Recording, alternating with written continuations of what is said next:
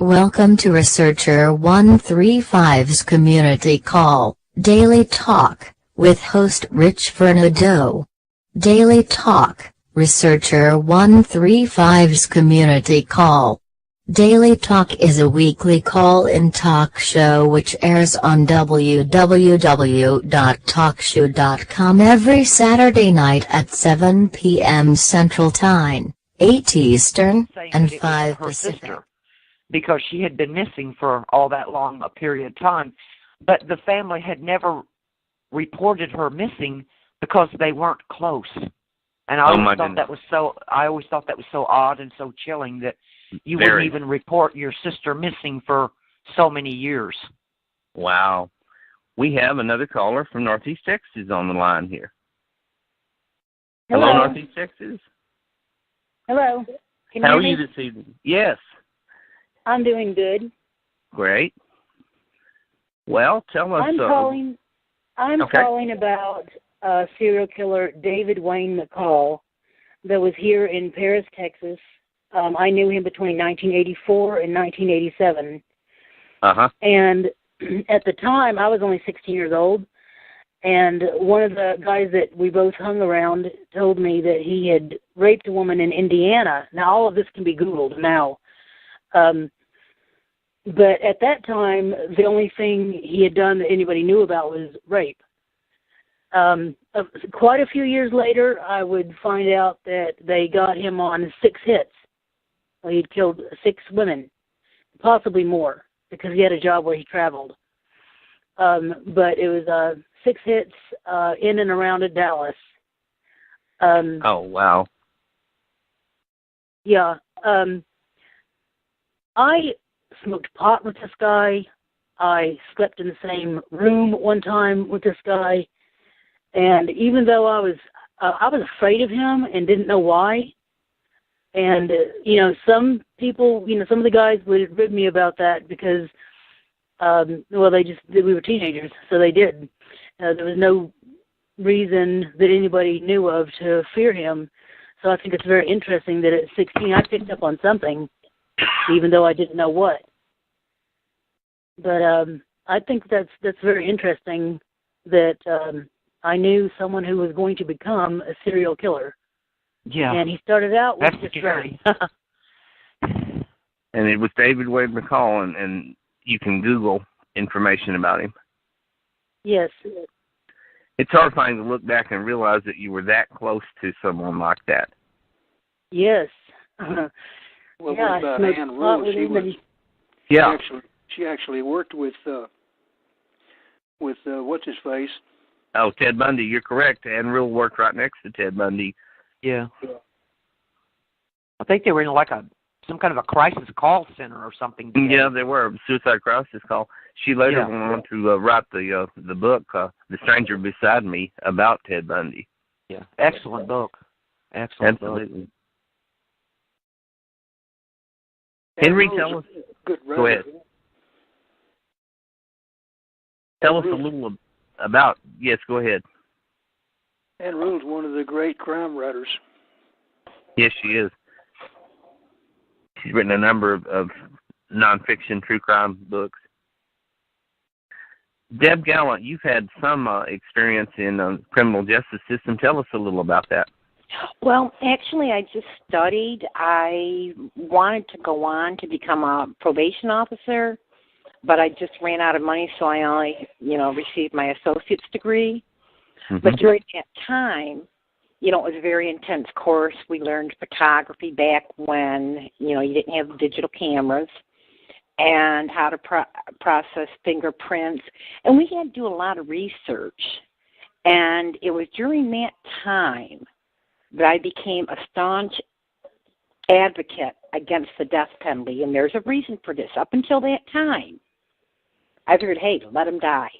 However, when I was doing research, and this was like 1988, I read up on how they had found 300, and I forget, so many people that they thought were guilty and later found out after their death they were innocent. And that made me think. I thought, even if one person, is in put to death for something they didn't do. You know, it's just wrong. And even though my next door neighbor was murdered, and I woke up to her screaming being murdered, you know, even that at that time, we knew he did it.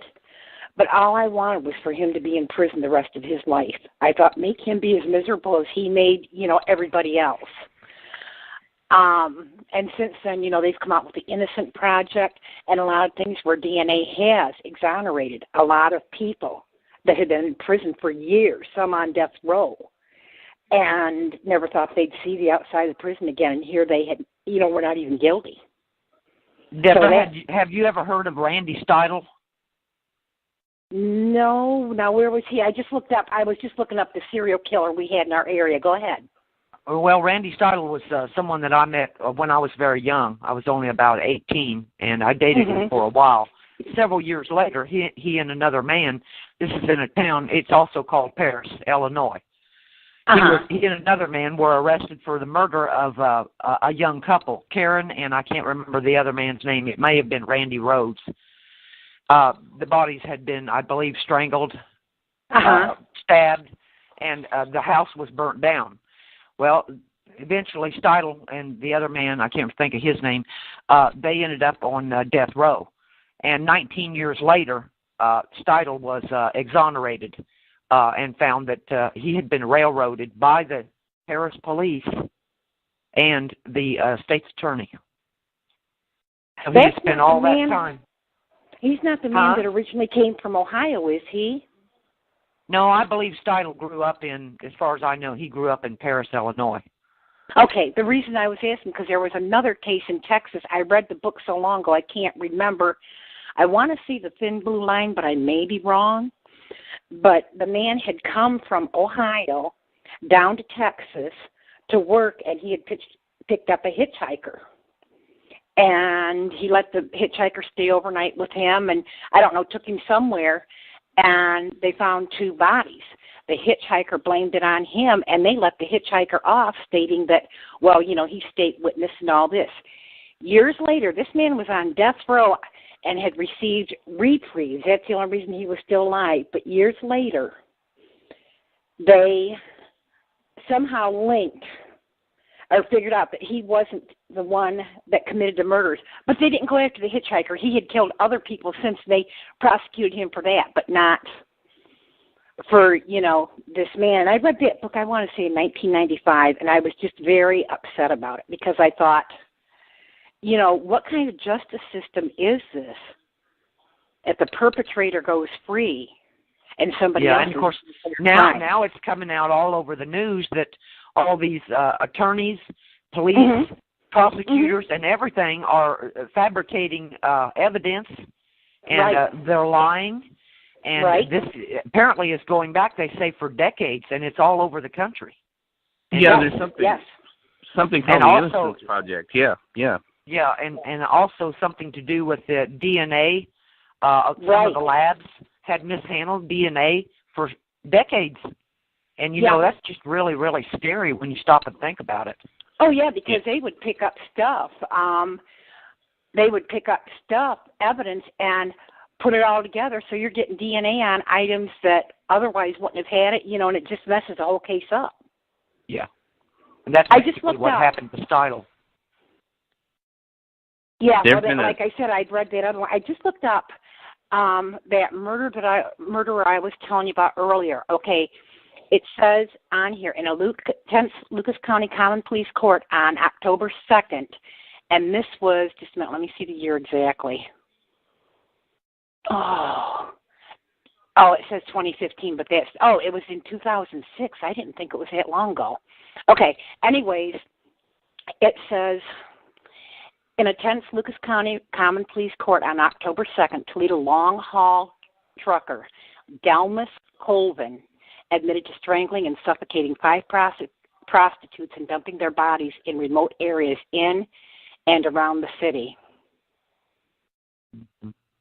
Yeah. And at that time, they had links to him murdering a 7th prostitute. So, you know, on it goes. Absolutely. there have been a number of people on the death row in a number of states that have been exonerated by DNA evidence at some point. Right.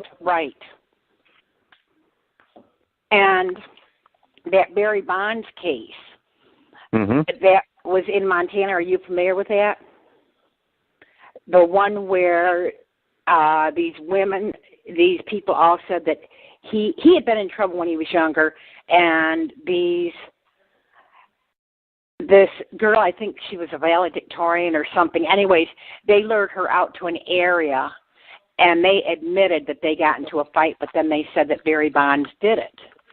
And people have come forward to say, no, that's not what happened. The women that got away with it, they were kind of girls then, but the ones that got away with it would brag about how they'd murdered once and got away with it.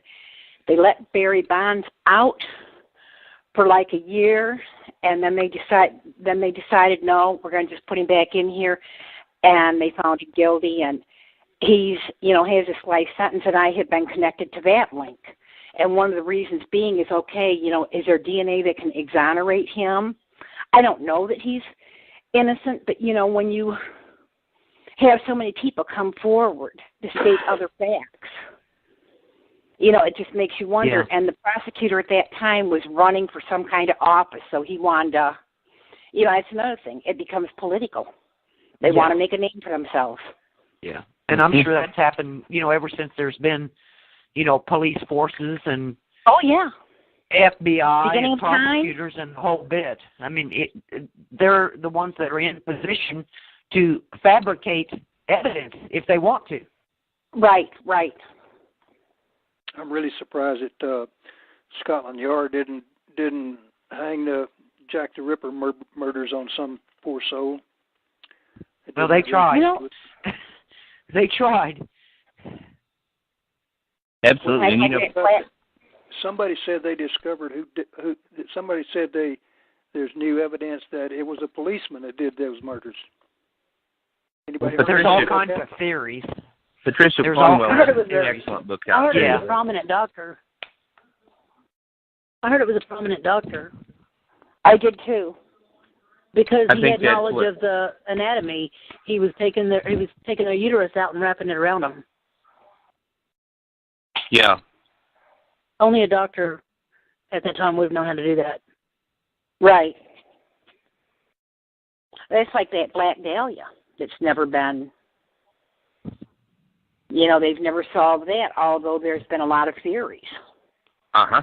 They thought that might have been a doctor, too. They think it was the famous torso killer. I can't remember what area he was killing in, but he was out of his normal area. But the crime was basically the same. And they called him the torso killer. They never found him. And because what happened to the Black Dahlia was so close to what happened to the other victims, they think that that's who it was. It's a good possibility there.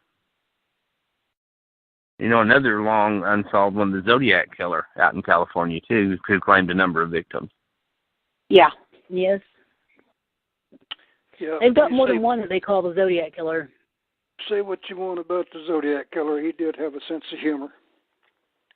Oh, those strange letters that he would send to the newspapers? Right. What about that BTK killer? Uh-huh. Yeah, BTK. Yeah. Right. Went undetected for 20 years, didn't he, or longer? Mm-hmm. It makes you wonder, how many serial killers are actually roaming the country at any given time. Are there 20 or 30 of them, or, are there over 100? According to John, the guy that instituted the FBI Profiler program. Uh-huh. Yeah, I know who you're talking about. I can't think of his last name. Back in the 80s, he said that at that time there were over 100 serial killers. He estimated that there were over 100 serial killers operating in America. Man. See, they get smarter. They get smarter at hiding the bodies and planning false trails and all that. as the years pass. The police get smarter, but the killers get